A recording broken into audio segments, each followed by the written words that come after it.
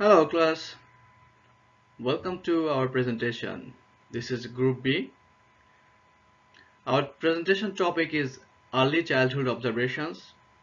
The team member will briefly explain the early childhood observations whatever we saw in our video.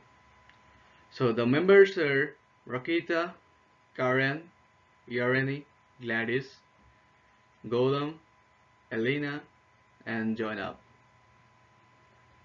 Hopefully you guys will enjoy our presentation. Thank you. Hello, my name is Rakita Ba, and the topic discussion that my group had is early childhood education. In the video that we watched, there were a total of probably 5 to 6 children between the ages of 5 and 6 years old. An estimate of their weight and height would be 3 feet tall and 34 to 40 pounds. In the video observation, you can see that the observation is being taken place outdoors. The children are either at a daycare center or playground. They were interacting through positive play and were able to work and share with one another while drawing. So the developmental behavioral characteristics in early childhood include physical, cognitive, psychosocial, emotional, and moral. So through this observation, I was able to combine both physical and cognitive because I felt that the two worked well together. Within the observation, the children are engaging in a physical form activity where they were able to freely draw. And the way that the cognitive characteristic correlated with the physical aspect, I would say, is that through physical drawing, like the children were able to use their own thoughts, reasoning, memory, and also use a form of information processing. So there were 2 children in the video who were performing a physical activity that required them to freely draw whatever it is that they wanted to do.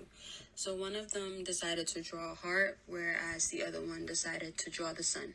So through their memory and information processing, they were able to use their cognitive memory of what a heart and a sun looks like and what it reflects.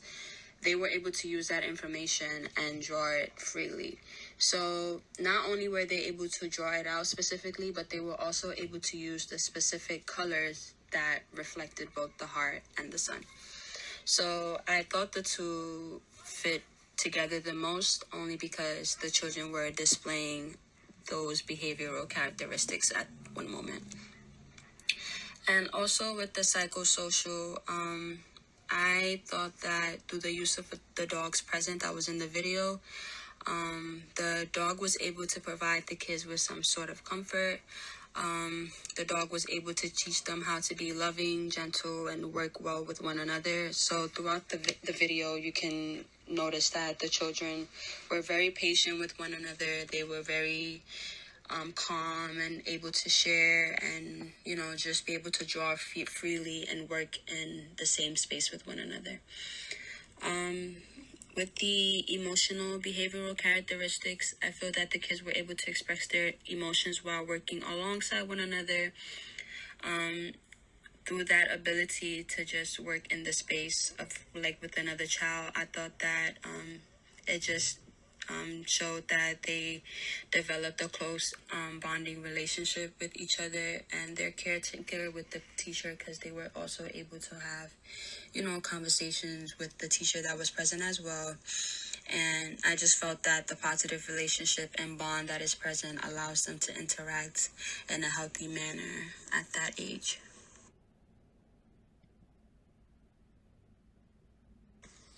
In this slide, we will discuss Piaget's cognitive correlation to early childhood.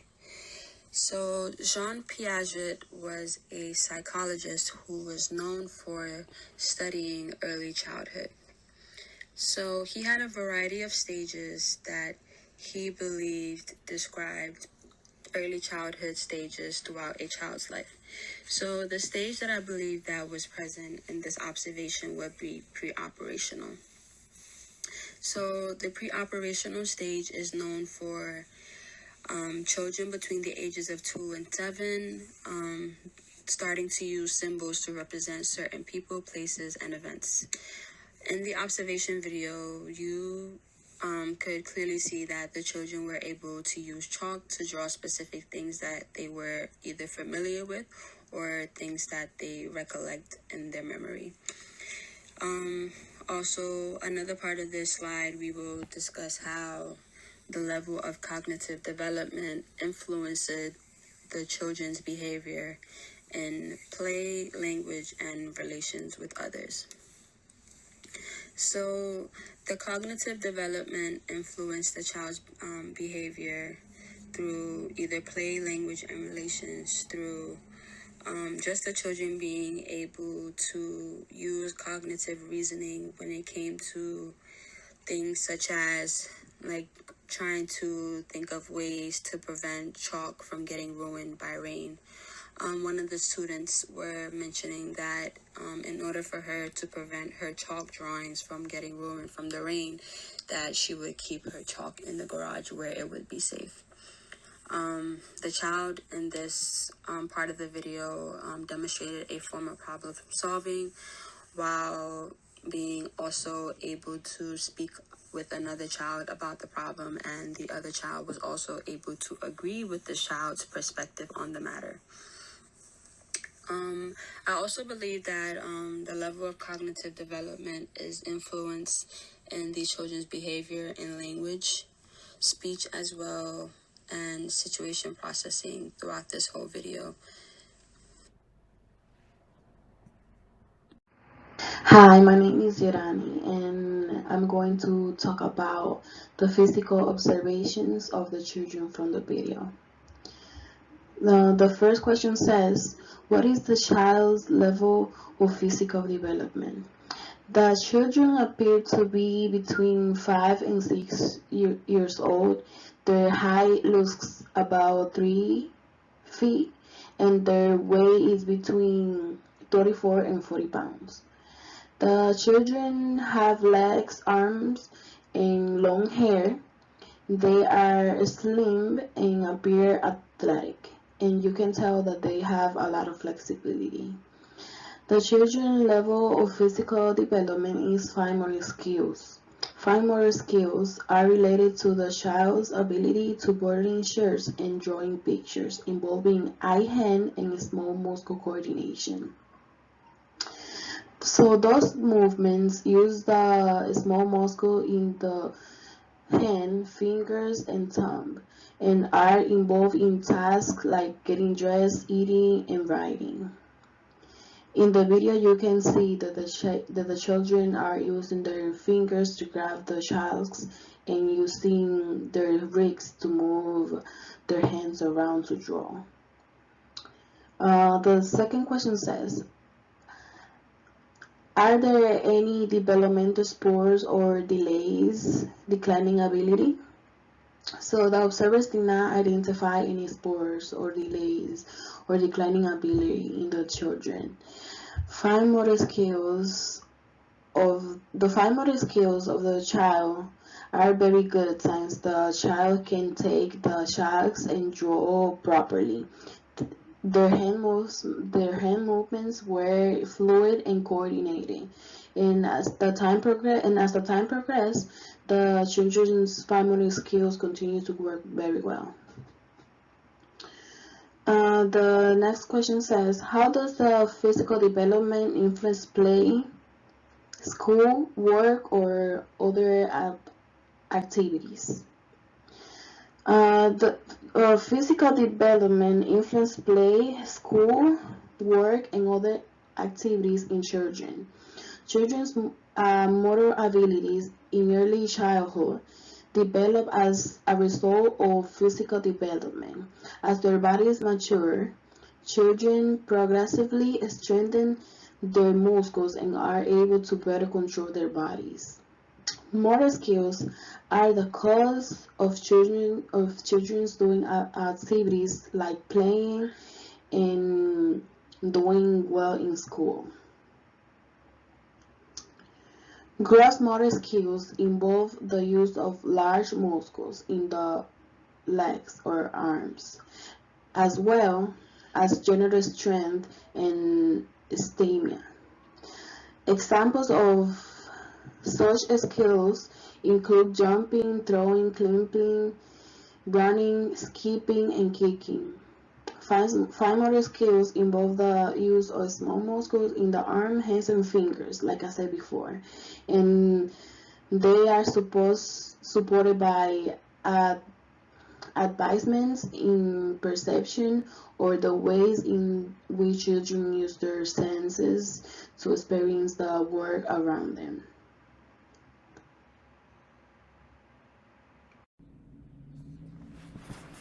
My name is Gladys Nalawe, and I'm here to present a presentation on object relations by Muller. Separation individualization process. The child is both in care of the mother and the caretaker during this stage and process. Separation individualization occurs in children from birth to about 3 years old. Here we have the autistic state and the symbolic state.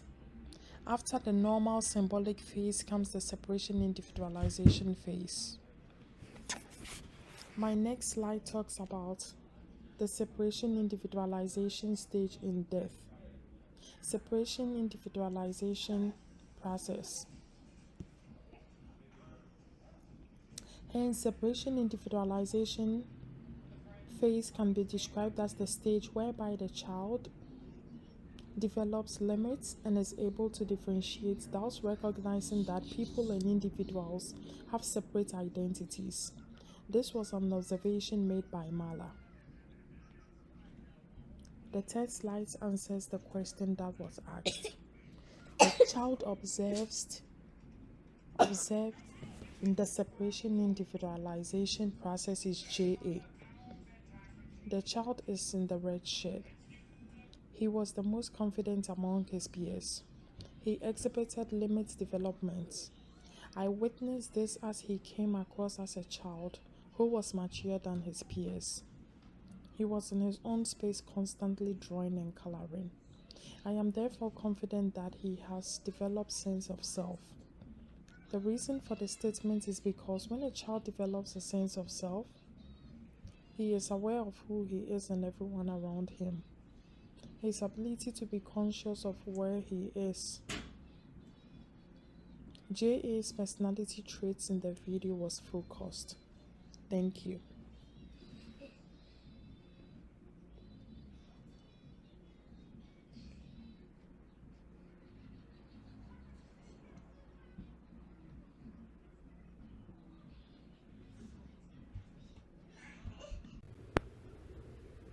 Hello, my name is Yelena Vidal. I'm going to be presenting the psychosexual aspect of the students observed.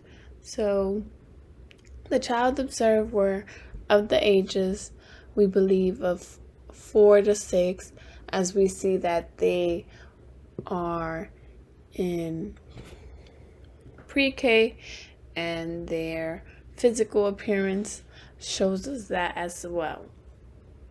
So for psychosexual, we see 2 stages here that these students can be in the process of transition. And the first one will be the phallic stage. And this starts from 3 to 6 years old. And we may see this as an ending stage for these students. In this stage, boys and girls are now aware of their genitals and their erogenous area. They tend to grow interest in looking and touching their area, and it's a form of exploration. They now understand the difference between boys and girls because of the apparent difference in their physical trait. The children in this video were aware of their gender and expressed their personality as such and specific to their age. The next stage that we see is the psychosexual latency stage. The latency stage is the fourth stage of psychosexual development. This stage usually occurs between the ages of 6 to puberty. During this stage, the libido is dormant, meaning children are not showing or expressing any sexual desires towards each other. Their energy and interest is channeled throughout other areas. In this video, we see the children's energy being channeled throughout their play, and they show no romantic interest in each other. Fred thought that most sexual impulses are repressed during the latent stage, and sexual energy can be sublimated towards school, work, hobbies, and friendships. Much of the child's energy is channeled into developing new skills and acquiring new knowledge, and play becomes largely confined to other children of the same gender. At this stage, boys and girls tend to think of the opposite sex as having quote-unquote cooties and take more interest in same-sex play. However, the children observed were not considering each other's genders while playing, so they might be experiencing the early stages of the latency stage.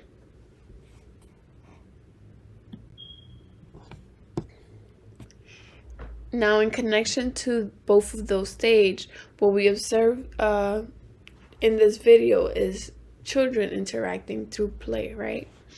We see children who are playing with chalk and drawing on a sidewalk.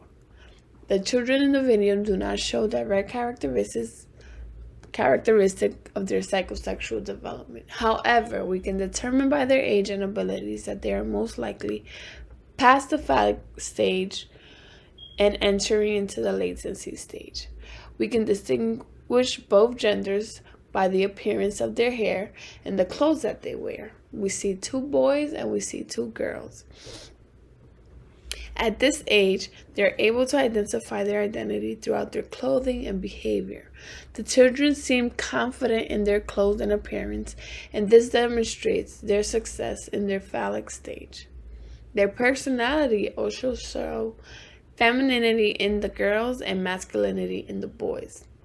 I was also able to observe the latent stage idea of dormant libido. The boys and girls are not showing any sexual or romantic interest in each other. The children may also be earlier on to this stage because they are able to play with both sexes without feeling like they need to play with the same sex, or believing that the opposite sex may have the cooties or not understanding them. This is the final of my part of the presentation. I hope you guys enjoy. Thank you.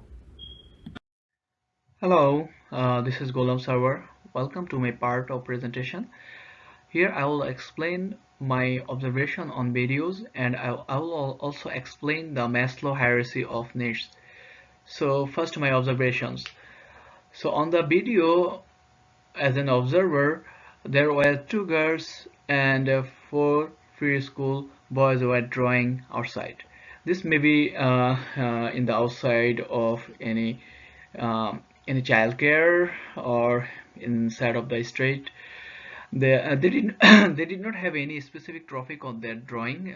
They were drawing by their own styles, and the purpose of drawing can reflect the cognitive development of children, as well as how they draw, how their drawing style maybe measure their cognitive levels as well. So the girl which observed a lot, the girl was a cyan colored dress, and she was talking a lot in compared to other boys and girls, but she could not draw anything specific like circle, square, triangle, crosses. So according to the Kellogg's view, this development sequence may be hampered, or this development sequence may be affected by the adult involvement, and this is the internal observation of the child as well. Although we know that the girl can learn a lot by seeing the other children drawing. The hierarchy of needs theory started by Abraham Maslow in 1943. He believed that there are 5 basic needs that a human should obtain in their life. Hierarchy means to arrange in order of importance. Hierarchy of needs included physiological needs, safety needs, love and belongingness needs, esteem needs, and self-actualization need. As an observer of the video, the physiological needs and safety needs must be met for all the subjects. Physiological needs is the most basic fundamental needs for human life. Without this need, human life cannot be exist. That's why it located on the bottom of the pyramid. For example, food, water, shelter, clothing, etc. are the physiological needs. So, in the video, all the subjects took their lunch, so therefore they met their physiological needs.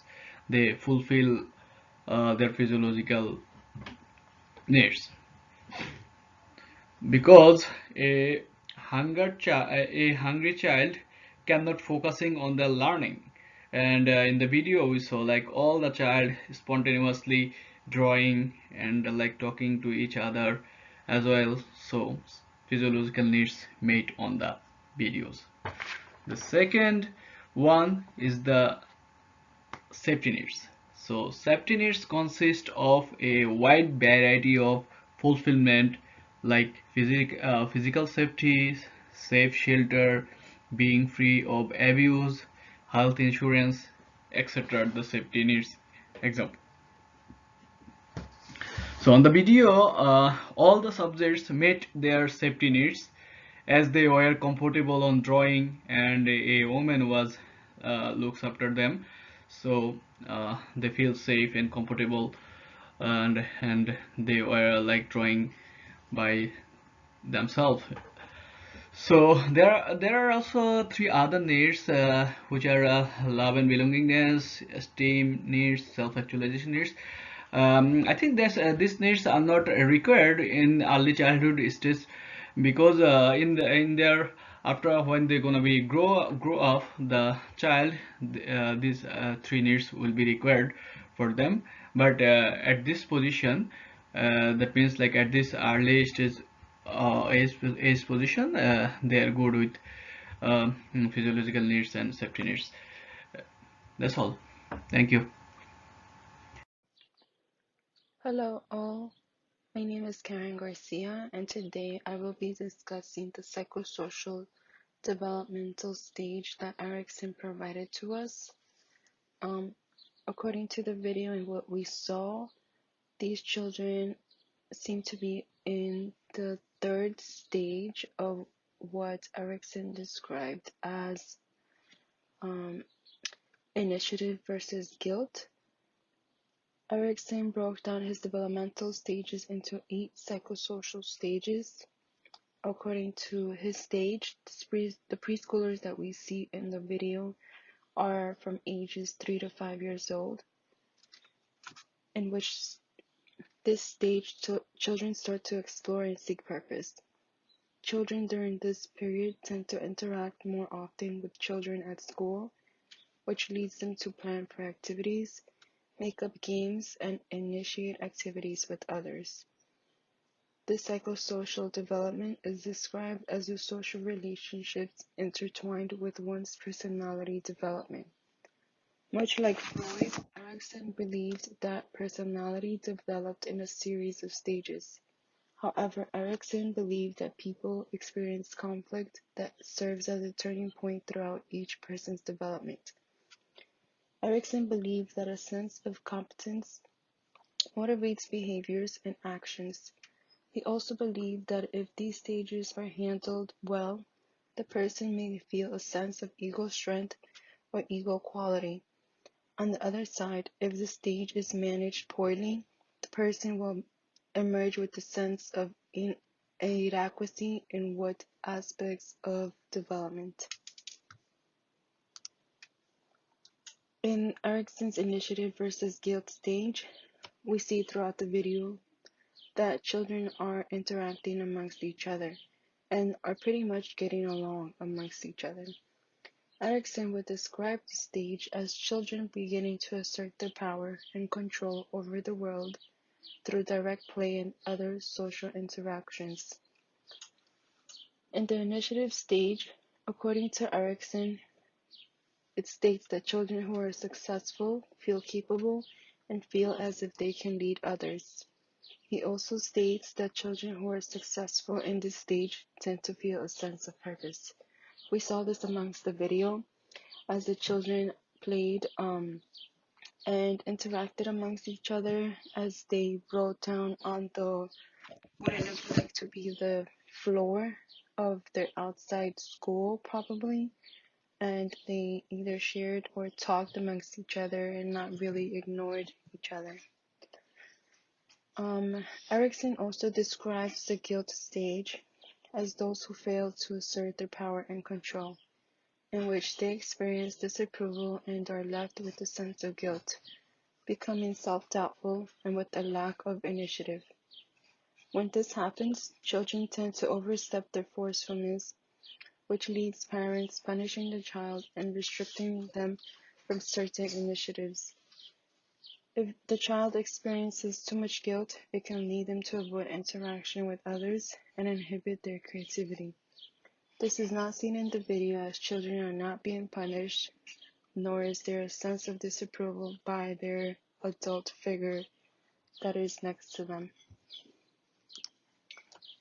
My observations in this video were that we see the preschooler children playing outside in what seems to be a daycare or preschool, and some of these children seem to be comfortable, which demonstrates that they assert the power and control by drawing and interacting amongst each other. There is a sense of healthy initiative as some of the children direct their questions to the adult and are not dismissed. Children interact, talk, share, play, draw, and question each other, demonstrating that there is a healthy balance between initiative and guilt. According to Erickson, success in this stage can lead to an outcome of purposefulness. It is also essential that children start asking questions throughout this stage. As we see in the video, the young children question and seem comfortable to initiate a conversation with their adult figure.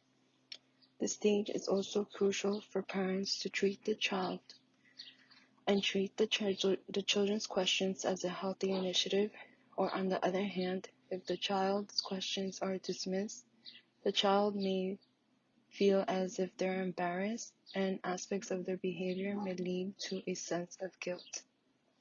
This is my presentation. Thank you so much, and I hope you enjoyed it. Moral development. Zainab Audu, Kohlberg, and PJ. Kohlberg modified and expanded upon PJ's work on explaining how children develop moral reasoning. The kids in the video are in the early childhood stage. According to Kohlberg, it's the pre-conventional level, which lasts until age 9. There are 2 stages within this level. Stage 1, obedience and punishment. This stage is the most common in early childhood. According to Kohlberg, children at early childhood stages base their morality on obedience and punishment, much like PJ. The video tells me much about obedience and punishment according to my observation. The kids exhibited obedience in the video by the way they communicated with their teacher and among themselves. I did also observe that there was a girl who said something that made the teacher tell her that what she said wasn't nice. I did observe that the girl didn't draw anything as compared to the other children. I can therefore say that the girl has trouble with fine motor skills with my knowledge of Denver developmental tests. Stage 2, self-interest. This stage highlights the self-interest of children as they seek to avoid punishment at all costs. They tend to follow rules to avoid getting in trouble. They play the role of good girl, boy, and sought for reward when they avoid punishment.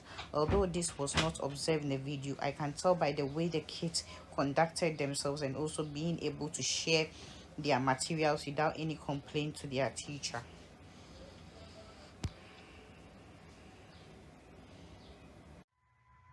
So this is our conclusion.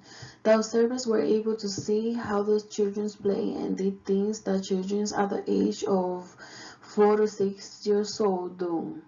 It is very interesting how we can realize many things that happens in the development of a child when we carefully observe and analyze their abilities.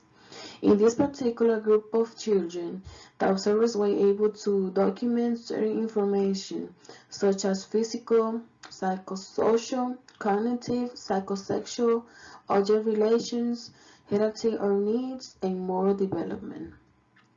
After being able to identify all of these aspects, we can conclude that this group of children are healthy in every single way because their physical, cognitive, social, and environmental abilities are very normal and agree with the statistics that describe a child of that age.